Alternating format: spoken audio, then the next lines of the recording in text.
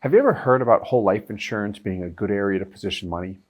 But you look at it and think, okay, this looks great, or I hear great things about it, but does it actually work? Can I see some proof of performance? Specifically, can I see a policy that has been active? Someone has purchased it maybe 5 or 10 years ago, maybe it's a much older policy, and they've got more money than what they paid into the policy. The cash value has grown, and we see it continuously growing over time. Can I see a real policy, not just an illustration that displays good-looking numbers long-term? I want some real data. Well, the answer is yes, but you often have to ask for that proof, meaning you have to ask, do you have a policy that has actually been in force for a while? This is a question you want to ask an agent, and can you show me that the client, the policyholder, has paid money into the policy and the cash value is equal to or greater than what they've paid in? Because the number one source of buyer's remorse when it comes to whole life insurance is often one purchases a policy, they see that illustration and the values look great long term, but then it underdelivers. I thought I was going to have $1 million, I only have $600,000, and I feel like I was duped. Why didn't they tell me it could be less? Yeah, I saw it in the fine print after the fact. It's like, just tell me that stuff up front to properly set expectations. So the answer to the question is yes, it does work if it's set up properly, if it's positioned with one of the top companies, specifically one of the major mutuals, your big four in my opinion, being Mass Guardian, New York Life, or Northwestern Mutual, because we've seen proof of performance from them. That's why I'm so big on those companies. But what we're going to look at in today's video is a policy that is about 8 years old. It's in policy year number 8, and we're going to look at how much this individual has paid in thus far, what the cash value is, and then we'll look at some options moving forward. So with that said, let's get on into it and have some fun. So what we've got here is a 40-year-old individual. Now, he's not 40 today. When he started the policy back in 2015, he was 40 years old. He had received the top health class rating, Preferred Plus. The company he went with is one of the major mutual companies, Guardian. And the funding here, I want to spend a little bit of time on this.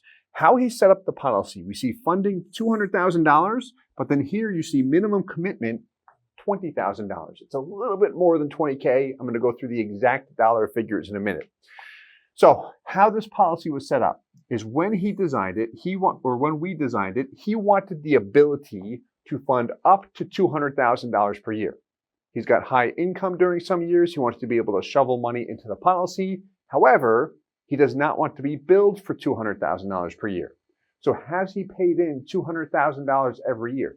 The answer is no. If he did over 8 years, since he's in policy year 8, he's made 8 minimum premium payments. If he has max funded that year in and year out at $200K per year, what would the cash value be? Or I should say, how much would he have paid in?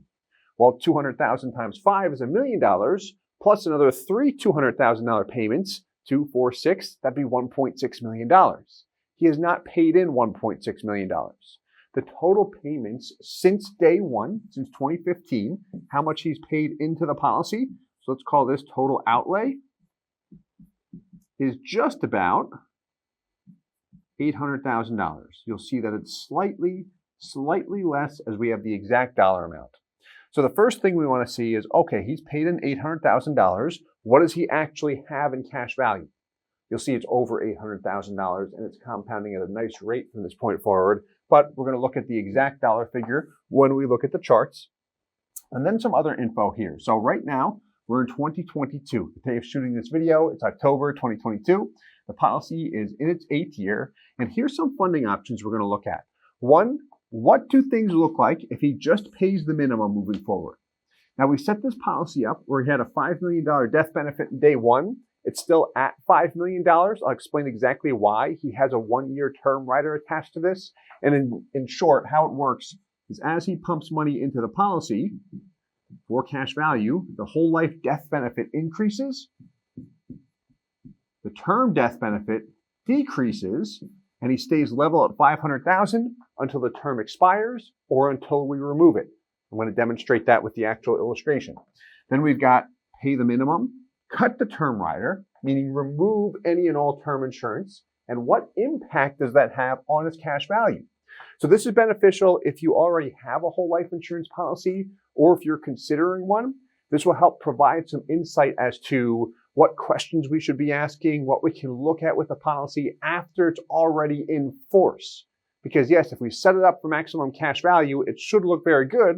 But what if life happens? Here's an individual that planned on paying in 1.6 million. He's paid in about half of that. Now he still may heavily fund the policy, but at the same time, if he doesn't, what levers can we pull in order to continue to optimize his cash value, which that is what he is interested in. He's got more life insurance than $5 million. He has other whole life policies. He's got term policies.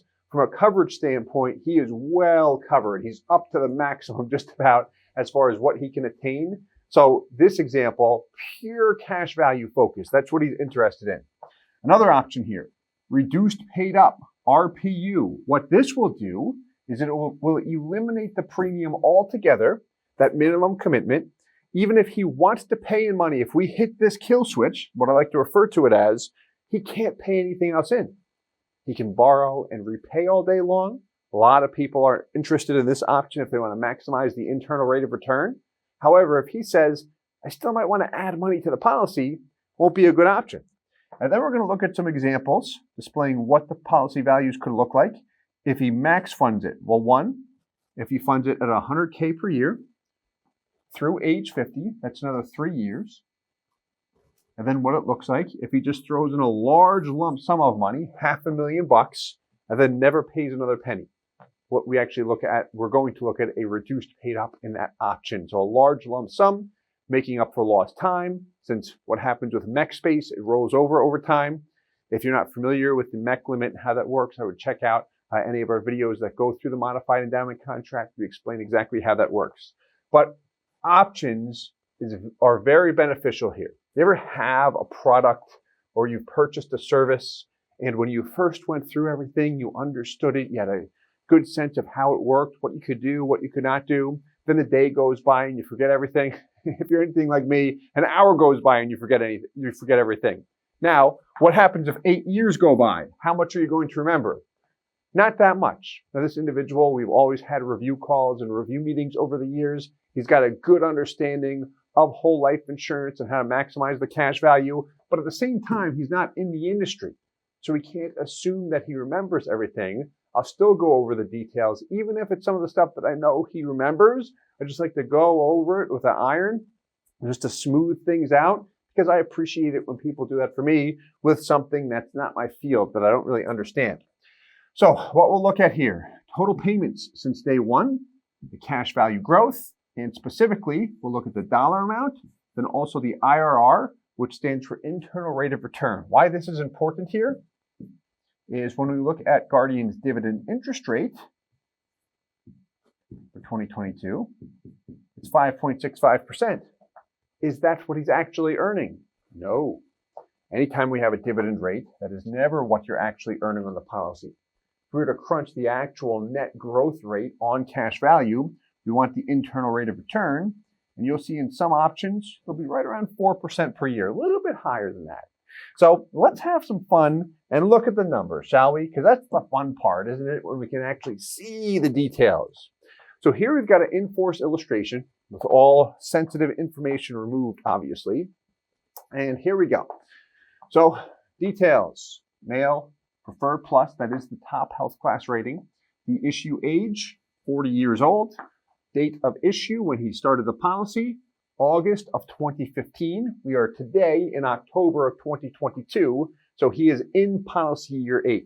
8 premium payments have been due and have been paid. He's got no loan on this policy. He has had large loans over time, but at this point, he's paid them all off. He's leveraging a cash value collateral loan. He's in a very good position. So, total payments. How much has he paid into the policy? It's not on this. However, it is on a policy status report, but we just plugged it right onto Excel. And here is the total dollar figure.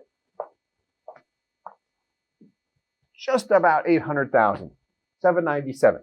Now the cash value we have here, this $889, call it $890 if we round up, a little less than $80. That is what the cash value is projected to hit at the end of this policy year. As of today, the cash value, I've got to pull up the status report, is 840 or 860,000. At the end of the year, when dividends and the guaranteed rate is applied to the policy, we'll see a nice jump in cash value. That's where it'll hit that year-end value. If you have a whole life insurance policy, you'll typically see it function in that manner. But as we look at it right now, or I should say, as we look at the illustration, this assumes the net cash value at the end of the first year. So we've got all the details here, and this example represents what the policy will look like if the dividend rate remains the same forever, which it won't. It likely won't. It will likely adjust over time. But what it will look like if it just continues to make the minimum premium payment. So what is the minimum?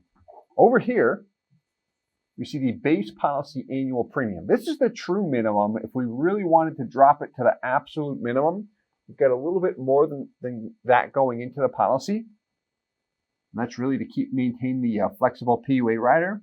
Here's the true out-of-pocket, year in and year out.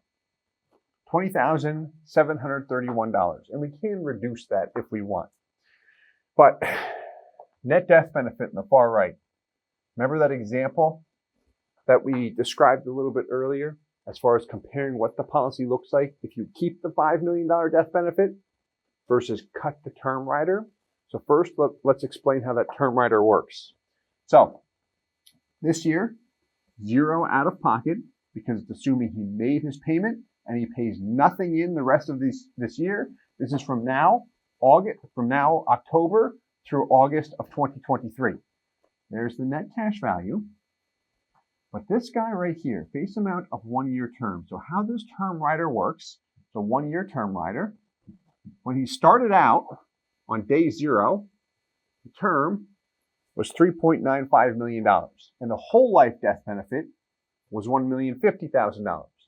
So if you have a 1 year term policy, 1 year term rider on your policy, how it works is as you pump money into PUAs or as dividends are paid to your policy, we always think about the cash value, but here this base amount, this $1,050,000, is his whole life death benefit. That'll increase as you add PUAs and as dividends are applied. And as that whole life decreases, the term here decreases. So if we go back to day 0, that he's paid in almost $800,000, what's happened? Well, he's got, at the end of this year, $890 in cash value. Here's his term rider. It was 3.95. Now it's about $1.6 million. Has decreased quite a bit. Now in this example, we'll assume that he just continues to pay the minimum only. And what happens? Term rider gradually decreases as the whole life death benefit gradually increases. Now he's looking at the cash value, of course, and the $5 million death benefit, all well and good. I mean, that doesn't hurt by any means. Now let's scroll down here. What eventually happens here? Well, here he continues to pay his premium for a long time. Not everyone we work with likes to do that. Some people do, but a lot of times people elect to stop earlier. But here we see by age 75, the term's all but gone. And once the term decreases here, or 0, what do you notice about your whole life death benefit? We capture this all on, there we go, all on one screenshot. That works. You notice there, death benefit begins to increase once there's no more term. So this is an option, assuming he pays the minimum only, keeps the term rider so he can keep the $5 million death benefit, and the cash value still grows at a healthy rate. And it will continue to almost no matter what, because he has stuffed this bad boy over the years, really in the early years with those heavy payments. So if this is me, here's what I want to look at. So what we've got here, for simplicity, is the example we just saw. Maintain the $5 million death benefit. And to the right of that, we've got the exact same policy here. The difference is this. Look at your death benefit. How much was that term rider? Do you remember? If we go back to the PDF, in year 8, it was just about $1.6 million. So what happens when we drop that 1.6? Look at that. We are left with only whole life insurance. Now, if he drops this term rider, he does give up a bit of flexibility with the PUA rider. But right now, he can add 10x and make big catch-up payments. He can't do that anymore. So that has to do with the term rider functionality, which we've got other videos that go through that. But in this example, if he says, show me what it looks like if I pay just the minimum, what's the difference here? Here's what I want to see. Same out of pocket. At age 65 here, how much has he paid in? 1.17 million. Here's the example where he maintains the $5 million death benefit. Cash value is just about $2.25 million. A little bit less, $2,227,000. Versus the example on the right, where we cut the term rider. What's the difference here? At 65 in the year 2040. Seems like that's forever, right? When I remember in the 90s, I'm like, 2000, 2010, that's so far out there. And like, man, where's the time go? But for me to get back on track here at age 65, in the example where we cut the term rider, they could drop in the death benefit to the insurance companies on the hook for less. If I die during this point in time, how much more in cash value do you have? About $70,000 more by age 65. So, was this additional $70,000 worth having, call it the $5 million death benefit through age 65, or close to $700,000 less in death benefit by age 65? It's the kind of stuff we like to weigh out and look at and see side-by-side comparisons for that reason. However, as we scroll down, you will see this policy not have only more cash value, but more death benefit as well. Anytime you've got a policy with more cash value, if it's got more cash value by age 100, you'll typically see more death benefit as well. So what we've got there is just a comparison showing how much more or less we've got in cash value as we compare the different options. If we look at age 90, there's a difference there. Right? You're over $200,000. About a $250,000 difference when we look at it in cash value by age 90. Death benefit, there's a noticeable difference there too. So, last option here, what we've got in this, let me see if I've got this PDF up. I do. So what we've got here is the exact same option, or exact same policy, but assuming what things look like if he says, I'm done. I don't want to pay anything else into this policy. I've got my finances dedicated elsewhere. And frankly, I've got enough cash value in here. It's going to be worth $1 million in a couple of years, or in almost 4 years if I don't do anything anyway. So I'll continue to leverage the cash value like I always have. But what does it look like if I don't make any more payments? So here we go. Net premium or net after-tax outlay, 0. Now over here, he's in year 8 right now, 2022, and he's already paid the premium. This is why we see the net premium, net after-tax outlay, 0. So this has already been paid. But where is it in year 9 in 2023? Because in the last illustration, we saw this premium all the way down. Here it's a 0. Well, what we did here, go up one click, there you go. What do you notice at the top? It reads, as illustrated, this policy changed to reduced paid up at the beginning of year 9. What a reduced paid up option does is 1, we'll see any remaining term insurance removed. 2, we see the base premium removed. It's gone. We can't pay anything else in. As a result, the death benefit, the term rider is removed. Also, the whole life death benefit is often dropped in this case. So what happens is we see quite a drop in the death benefit. Is it worth it? Well, it can be. It does depend on one situation. The advantage, what you get in return, is when we measure the performance of a policy, particularly the net cash value growth and the internal rate of return, it will be the strongest. So let's demonstrate that actually. We go back to the Excel workbook and let's check this out. So for simplicity, let's just look at the annualized internal rate of return. And we don't have the early years in this example because this is picking up in year 8. So here's the annual internal rate of return. This is the net growth rate year over year. Tops out at what? 3.7%. How about when that term rider's gone? This assumes the dividend rate remains steady forever.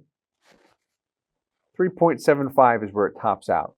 And again, if we don't trigger a MEC, we can access the cash value tax-free. So I mean, that is attractive when we look at it. However, let's look at this compared to the example where we cut the term rider. What's the difference now? Well, instead of topping out at 3.75, where does it top out at age 60? 3.96%. It's about 20 basis points more. So for those of you who like the percentages, that is noticeable, isn't it? Now, let's take a look at this guy. What do you notice now with the reduced paid up option? Well, we get an immediate jump there. You typically will see that strong out of the gates, much stronger. So the drawback here is I cannot pay anything in. How I like to explain it is I'm earning a higher internal rate of return, but on a smaller bucket of money. And why I say that is on the first two examples, to the left and the center, I'm constantly paying money into the product. So obviously I'm going to get more money into the policy, but the IRR is weaker. Now, what's interesting about this is if we look at the first two examples, by age 60, what do you have, a 20 basis point difference? Which he's got a significant amount of cash in here. He's over $1 million. Take a look at this. Because I might look at that and say, hey, that's definitely noticeable. However, what's the actual cash value difference? Let's do this. Or let's do two things. First, let's look at the cash value growth. It's something I love to look at, and a lot of people really like it over dollars. So here we go. Always back out your premium payments here, because that's not part of your growth. So there's the net dollar amount. Let's look at it over here. There we go. So cutting the term rider, we see about 20 basis points more. However, it comes out to about $1,700 more. Is it worth it in that particular case? For some it is. If we look at the CV difference, what's the difference in value? Here's the $1,700. There we go. That's noticeable. To me it is, where I would probably do it, especially if I've got other life insurance policies active. However, there would be one reason I would not do it, and that would be if I want to continue to heavily fund the policy.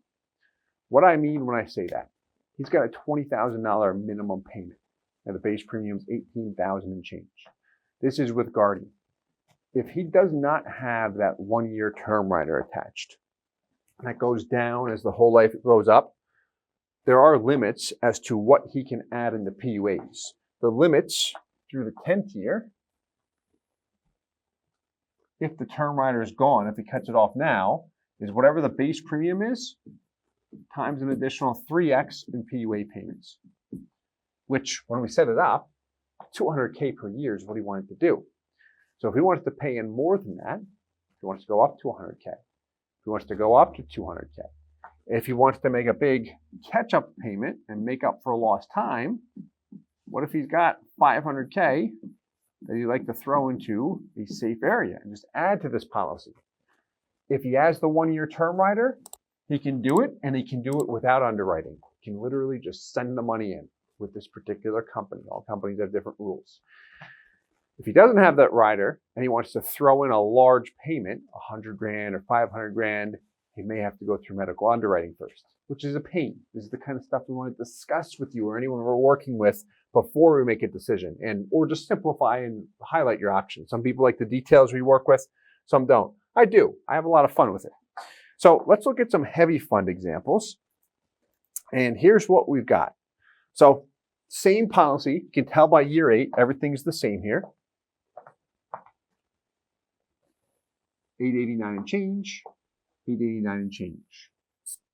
What we've got here, option on the left, 100K per year through age 50, which is policy year 11. So as we look here, beginning next year, he could throw 100K in this year or a high dollar amount. All we're illustrating, 100K per year Total payments brought up to just about $1.1 million, and he's got 1.3. So policy year 11, $200,000 gain, no risk all this time, all the way through, pays in nothing. Here, we illustrated the reduced paid up option after the funding. You'll notice when one pays a ton of money into the product, the more we pump that whole life death benefit up, when we execute the reduced paid up, the less of the death benefit drop, or less of a death benefit drop there is. But now he just continues to let it grow. And let's take a look at the IRR, shall we? We'll do the same thing we just did.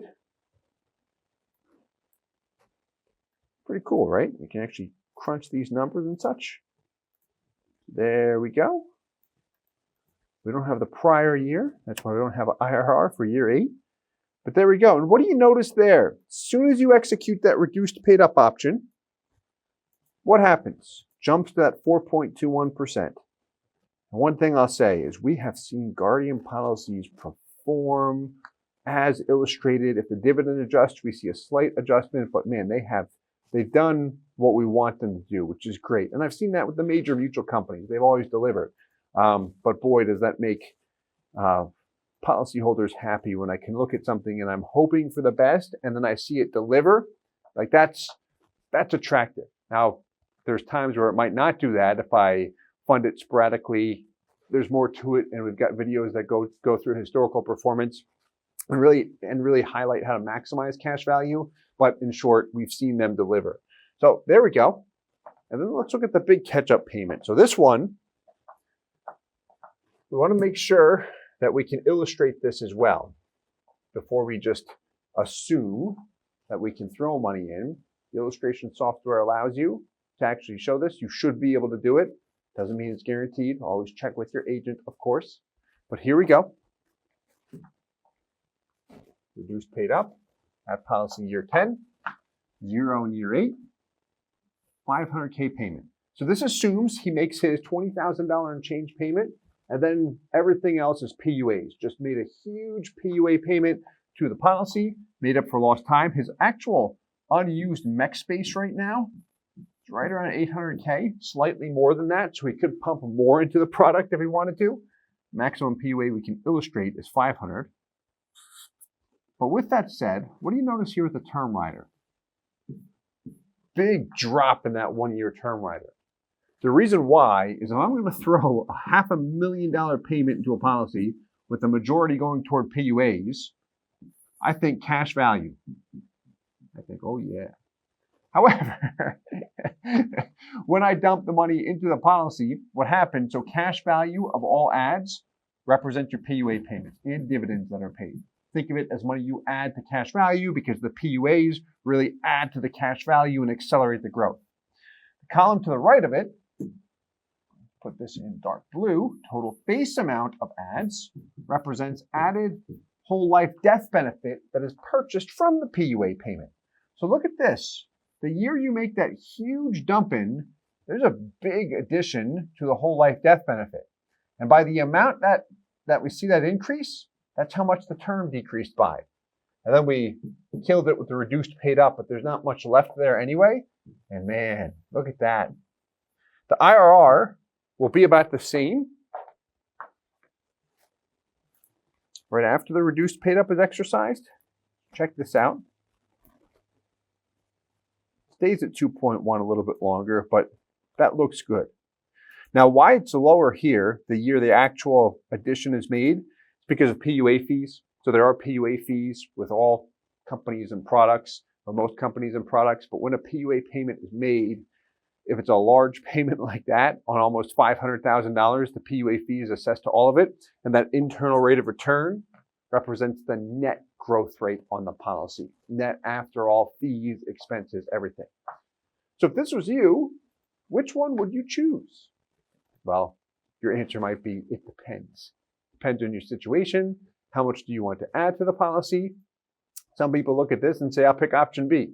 Some people we work with look at this and say, you know what? I'm really leaning toward option D, but I don't know if I'm going to do 500,000. Show me breaking that up over 2 payments of 250, or just 1 payment of 300, or whatever the dollar amount is. Everyone's situation is different. But I hope you enjoyed this one. I had a ton of fun with it because I always like to study the actual policies as they've been in force for a period of time. If you did enjoy it, please hit the like button, subscribe for more. If you have questions, please leave them in the comments below. And as always, I hope this helps. Thanks so much. Hey guys, Steve Parisi here. If you enjoyed the content you just saw, please subscribe, like, and hit the notification bell for future videos. If you'd like more information or to see some custom policies for yourself, feel free to call or email our offices at the contact information below.